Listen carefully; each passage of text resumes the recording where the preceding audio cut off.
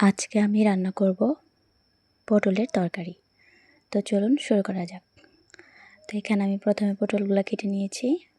তো এখন আমি এখানে মাছটা ভেজে নেব। এখানে দিয়ে দিয়েছি হলুদের গুঁড়া, মরিচের গুঁড়া। তো আসসালামু আলাইকুম, আপনারা সবাই কেমন আছেন? আশা করি আপনারা সবাই ভালো আছেন। তো আমার সাথে থাকুন। চলুন আমি যেভাবে রান্না করি আপনারা আমার স্টাইলে আমার রান্নাটি উপভোগ করুন।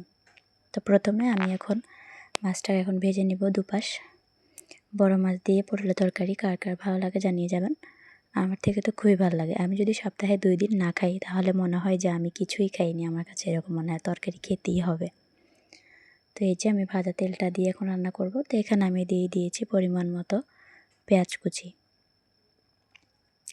তখন আমি এটাকে ভালো করে নেড়ে নেব। আর আজকে আমি যে মাছটা নিয়েছি এটাকে বলে সিলভার কাপ মাছ, সিলভার কাপ। তো এটা ছিল 3 কেজি ওজনের মাছটা। বড় মাছ খেতে কিন্তু খুবই ভালো লাগে।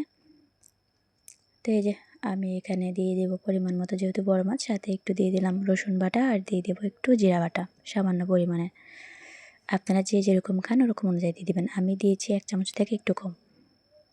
তো এখন আমি এটাকে একটু ভালো করে নেড়ে চেড়ে নিব।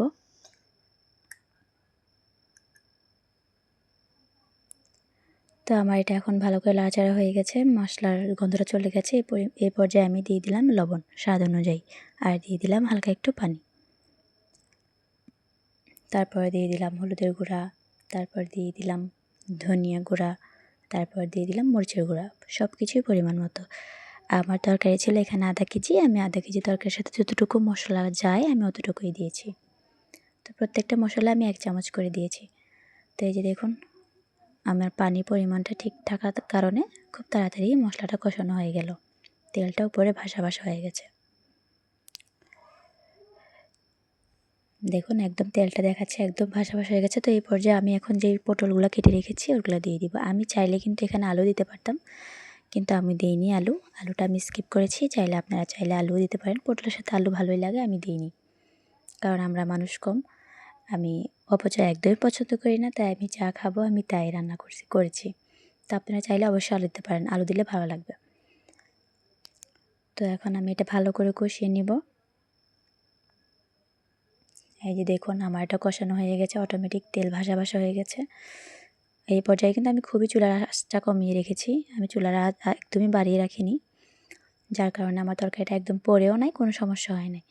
তো এখন আমি দিয়ে দিলাম মাছগুলো, দিয়ে এখন ভালো করে আমি নাড়াচাড়া করব। করে এখন আমি পরিমাণ মতো পানি দিয়ে দিব। আমি হালকা পানি দিয়েছি, আমি বেশি পানি দিইনি, কারণ এটাকে আমি বেশি ঝোলও রাখবো না আবার ঘনও রাখবো না।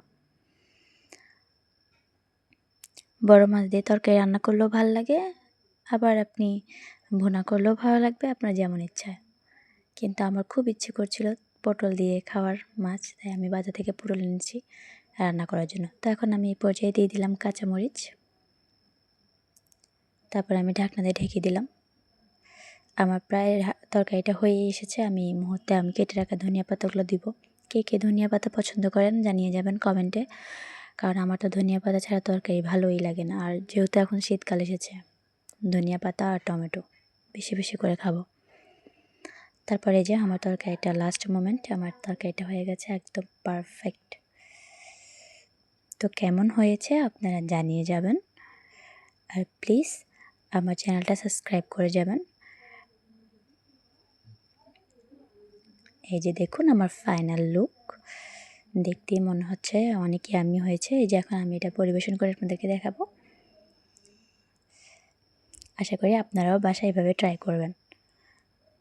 ওকে, সবাইকে ধন্যবাদ। আল্লাহ হাফেজ।